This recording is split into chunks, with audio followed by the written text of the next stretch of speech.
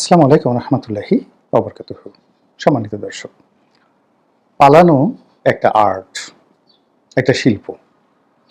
যুদ্ধ করা যেভাবে একটি দক্ষতা, যুদ্ধে জয়লাভ করা যেভাবে একটি কৌশল, এবং জয়লাভ করার পর ক্ষমতা সুসংহত করে সুশাসন প্রতিষ্ঠা করা যেমন সফলতা এবং সার্থকতা, তেমনি যুদ্ধক্ষেত্র থেকে পিছিয়ে যাওয়া এবং যুদ্ধক্ষেত্র থেকে পালিয়ে যাওয়া, এটিও একটা আর্ট, বিশাল আর্ট।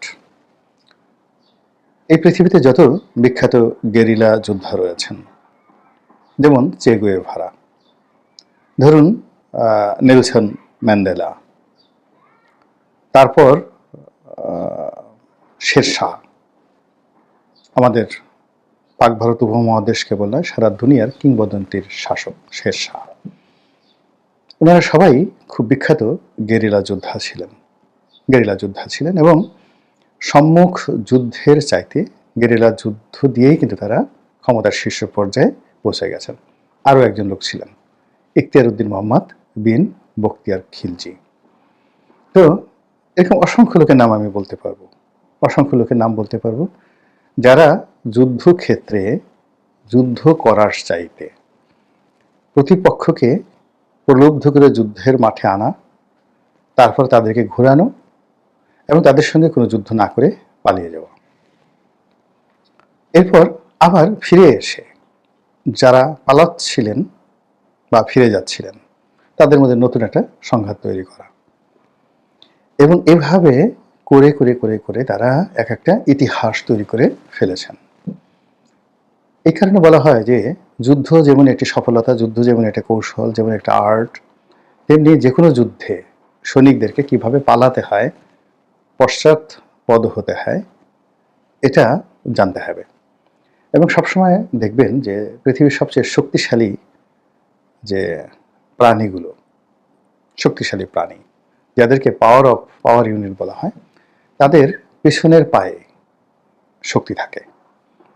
যেমন ঘোড়া, আপনি দেখবেন যে ঘোড়ার যত শক্তি তার পিছনের পায়ে, এবং ঘোড়ার একটা লাথি সঙ্গে সঙ্গে একটা কুমির মারা যায়। তারপর জেব্রার যে শক্তি, তার পুরো শক্তিটাই তার পায়ে, পিছনের পায়ে, এবং জেব্রার একটা লাথি সহ্য করার মতো ক্ষমতা বাঘ কিংবা সিংহের নেই, এত শক্তিশালী। তো আমাদের যে গাড়িগুলো আমরা যে চালাই, দেখবেন যে ফ্রন্ট এক্সেল, রিয়ার এক্সেল, এবং যত শক্তিশালী হর্স পাওয়ার, সেই হর্স পাওয়ারের মধ্যে 4 হুইল ড্রাইভে তাদের পেছনের চাকাতে শক্তি বেশি থাকে। আর যে গাড়িগুলো লাইট ভেহিকেল আমরা সাধারণত চালাই, এই চাকাগুলো সামনের দিকে বেশি থাকে। আবার ধরুন মানুষের ক্ষেত্রে যদি আপনি ধরেন, যারা বক্সিং করেন, মারামারি করেন, তলোয়ারবাজি করেন, তারা হাতকে শক্তিশালী করেন, পেশিবহুল করেন।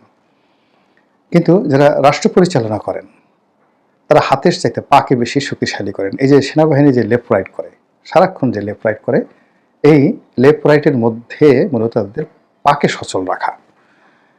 বিজ্ঞানের দৃষ্টিতে যদি আপনি পায়ের কার্যকারিতা দেখেন, যে পায়ের তলাতে আপনার মস্তিষ্কের পুরো মানচিত্র দেওয়া আছে, যে পায়ের তলায় কোথায় চাপ দিলে আপনার হার্টের ভালো হবে, কোথায় চাপ দিলে চোখ ভালো হবে, কোথায় চাপ দিলে মস্তিষ্ক ভালো হবে, পুরো পায়ের নিচে তার একটা মানচিত্র, ম্যাপ এবং মেন সুইচ পায়ে দেওয়া হয়েছে। পায়ের দুটো গোড়ালির জয়েন্ট এবং হাঁটুর যে জয়েন্ট, এই দুটো জয়েন্টের শক্তিমত্তার উপর একটি পুরুষের পৌরুষ নির্ভর করে, একটি নারীর নারীত্ব নির্ভর করে, এবং এই কাজগুলো করা হয়েছে মূলত সামনে এগোনোর জন্য অথবা পেছনে পেছানোর জন্য। এবং এই যে দেখুন, আমরা যে পা ভাঁজ করি, আপনারা পা ভাঁজ করি, সামনের দিকে কিন্তু আমরা পা ভাঁজ করতে পারি না, পেছনের দিকে পা ভাঁজ করি। ফলে জীবনে 10 বার যদি আপনি সামনে এগোন, তাহলে অন্ততপক্ষে 100 বার আপনাকে পিছনে ফিরে তাকাতে হবে, পিছনে ফিরতে হবে, বা পশ্চাৎপসরণ করতে হবে। এই জন্য পালানো ইজ আর্ট। তো এখন বর্তমানে রাজনৈতিক যে অস্থিতিশীলতা চলছে, এটা নিয়ে কে পালাবেন না নানা রকম গুজব রয়েছে। এবং আপনারা দেখেন যে আওয়ামী লীগের যারা লোকজন রয়েছেন তাদের কাছ থেকে শিক্ষা গ্রহণ করেন যে তারা কত ডাইনামিক্যালি, কত ম্যাটিকুলাসলি, কত সতর্কতার সাথে, কত সাবধানতার সাথে তারা পালিয়ে গেছেন। আমরা তাদের কারোরই একটি পশম স্পর্শ করতে পারিনি। যে সমস্ত লোকের উপর আমাদের রাগ ছিল, খুব বেশি ক্রোধ ছিল, যাদেরকে পেলে আমরা একদম পাড়িয়ে তছনছ করে ফেলতাম, গালের ৩২টা দাঁত খুলে ফেলতাম। আমাদের মানে দক্ষিণাঞ্চলে যেটিকে বলা হয় থাপ্পড় মেরে মুখের জামি, জামি শব্দটা আমি এখনো বুঝি না, জামি ফাটিয়ে দেওয়ার কথা বলা হয়। তো এরকম জামি ফাটিয়ে দেওয়ার, যাদেরকে পেলে জনগণ জামি ফাটিয়ে দিত। তারপরে শেষে দক্ষিণাঞ্চলে ৮০ দশকে যেটি হতো, অন্যান্য এলাকায় যেমন ঘুষি মারা হতো, কিন্তু দক্ষিণাঞ্চলে কারোর প্রতি রাগ হলে তাকে কেনু দেওয়া হয়, অর্থাৎ কনুয়ে দিয়ে আঘাত করা হয়, এটিকে বলা হয় কেনু। এবং সেই কেনুর আবার একটা ভালো কথা আছে, রোয়া পড়া কেনু, মানে আমরা দানাদার যে গুড় খাই যেটিকে দানা পড়ে যায় চিনির মতো, ওইরকম দানা পোড়া, রোয়া পোড়া কেনু। এটা দক্ষিণাঞ্চলে ভীষণ রকম, মানে কারোর প্রতি যদি খুব কেউ বিক্ষুব্ধ হয়ে পড়ে তাহলে বলে যে তোকে রোয়া পড়া কেনু দেওয়া দরকার। এইরকম আওয়ামী লীগের যে সমস্ত লোকের উপর রোয়া পড়া কেনু থেরাপি একেবারে অপরিহার্য হয়ে পড়েছিল, তার একটা লোককেও আমরা ধরতে পারিনি। এর কারণ হল এই লোকগুলো খুবই বুদ্ধিমান, খুবই বুদ্ধিমান। তারা যেভাবে দাপট দেখিয়েছে, হুমকি দিয়েছে, ধামকি দিয়েছে, বড় বড় কথা বলেছে, এবং গত 15টি বছর ধরে আমরা তাদেরকে আজরাইল হিসেবে মনে করেছি। কিন্তু যখনই পরিবেশ পরিস্থিতি প্রতিকূলে চলে গেছে, কোন ফাঁকে ফুরুত করে তারা সবাই নিরাপদে যে কিভাবে চলে গেছে, with their family, with their money, এবং with their asset and everything. আর বাংলাদেশে যা কিছু রেখে গেছে সব লায়াবিলিটিস আমাদের জন্য। এখন এই যে আওয়ামী লীগের যে পালানোর সফলতা, এই সফলতার কারণেই তারা কিন্তু সেখান থেকে আবার ফিরে আসার জন্য স্বপ্ন দেখছে। আর আমরা ভয় পাচ্ছি যে কোনো সময় তারা ফিরে আসতে পারে।